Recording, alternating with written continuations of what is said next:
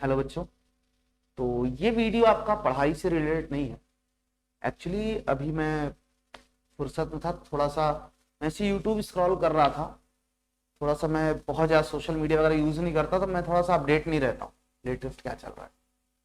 तो मेरे को एक वीडियो दिखी एनवी सर की, जिसमें मैंने देखा कुछ काफ़ी, अभी जो पेपर हुआ नीट का संडे को, उसमें बच्चों के साथ कुछ बहुत ही ऐसा हुआ जो नहीं होना चाहिए था। कई जगह से न्यूज आ रही है, कई जगह तो अभी पता भी नहीं है, धीरे धीरे पता चलेगी क्या क्या चीजें हुई हैं। एक स्पेशली हिंदी मीडियम के बच्चों के साथ तो अ, राजस्थान में, मध्य प्रदेश में अभी 2 जगह न्यूज है कि ऐसा हुआ है। हो सकता है और भी जगह हुआ, पता ही ना हो, अभी कहीं पे हो सकता है न्यूज ही ना आई हो। तो हुआ ये कि बच्चों को, हिंदी मीडियम के बच्चों को पेपर बांट दिया गया इंग्लिश मीडियम का। 2 घंटे तक कोई होश नहीं, बच्चों के कहने पर भी कोई कोई सुनवाई नहीं।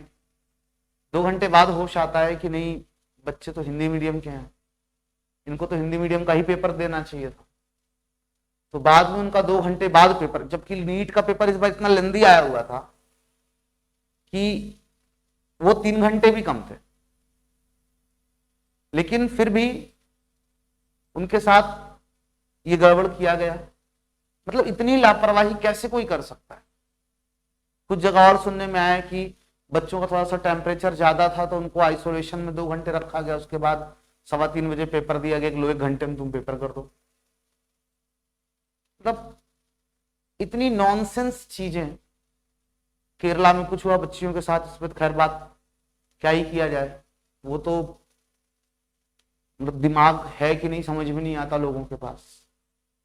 लेकिन इतनी जो चीजें हो रही हैं, एक बच्चा जो तैयारी कर रहा होता है वो 1 साल 2 साल 3 साल या कह लो जिंदगी भर अभी तक उसने जो कुछ भी किया है ना, वो अब वो टाइम होता है जब फाइनल उसका टेस्ट हो रहा है और यहां से डिसाइड होने वाला है कि फ्यूचर में अब वाकई उसका सपना आगे साकार होने वाला है कि नहीं। कितनी मेहनत वो करता है, अपनी पूरी जान झोंक देता है, साल 2 साल 3 साल, और उसके बाद आप जब वो एग्जाम देने जाता है तो आप उसको एग्जाम नहीं देने देते। उसके बाद ये सारी चीजें होती हैं और वाकई बहुत बहुत ज्यादा गलत हुआ बच्चों के साथ।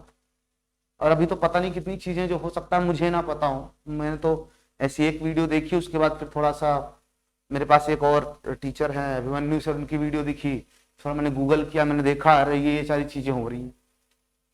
तो इन सारी चीजों के खिलाफ एक छोटा सा ये हम लोगों का ऑनलाइन सत्याग्रह, एनवी सर ने कहा हम भी कैसा ऑनलाइन सत्याग्रह ये कि भाई ये बात एनटीए तक पहुंचे।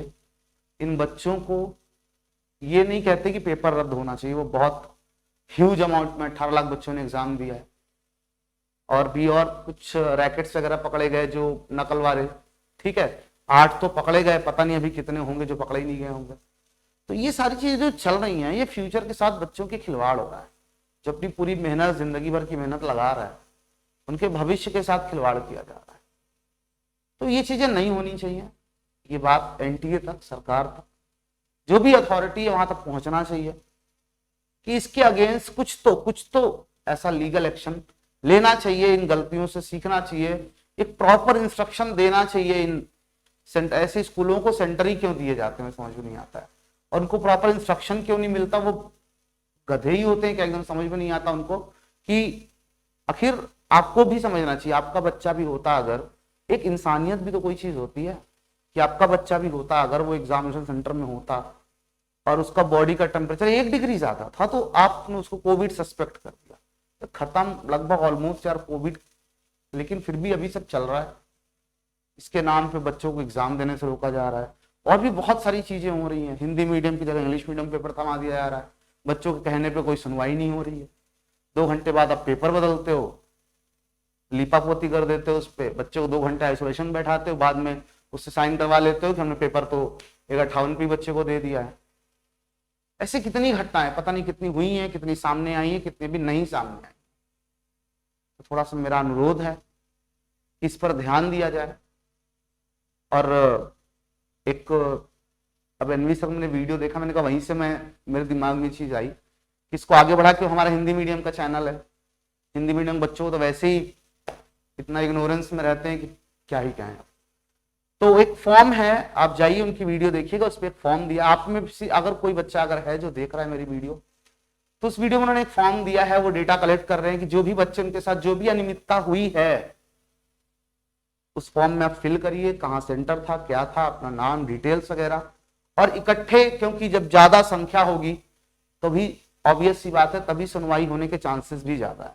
2 को इग्नोर कर दिया जाता है, बट जब 2000 होते हैं तो वेट बढ़ता है थोड़ा सा, है ना।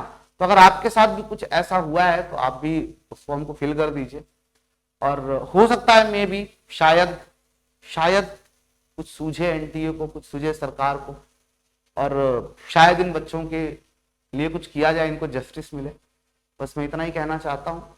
और जो भी बच्चा नीट एस्पिरेंट है, हिंदी मीडियम का है, उसके तक ये बात पहुंच जाए, इसलिए मैंने वीडियो बनाई है, क्योंकि ऑब्वियस सी बात है इंग्लिश मीडियम वालों की रीच हिंदी मीडियम के बच्चों तक नहीं हो सकती है। तो इसलिए मैं वीडियो बना रहा हूँ कि ये हिंदी मीडियम के बच्चों तक मेरी बात पहुंचे, जिनके साथ एक्चुअल में ये प्रॉब्लम है। ठीक है, तो चलिए, आप लोग हताश मत होइएगा। अगर कुछ नहीं भी होता है तो कोई बात नहीं, जिंदगी बहुत मौके देगी। 1 साल बहुत ज्यादा मायने रखता जिंदगी में, रखता तो बहुत है, बट इतना भी नहीं रखता है कि सब कुछ बर्बाद हो गया। अगर ऐसा कुछ आपके साथ हुआ भी है तो हिम्मत रखिए, हौसला रखिए, आगे फिर मौके मिलेंगे आपको अपने आप को प्रूव करने के लिए। ठीक है, एक बार में आपको हिम्मत नहीं हार जानी। ठीक, चलिए, ऑल द बेस्ट आप सभी को, सी यू गाइस।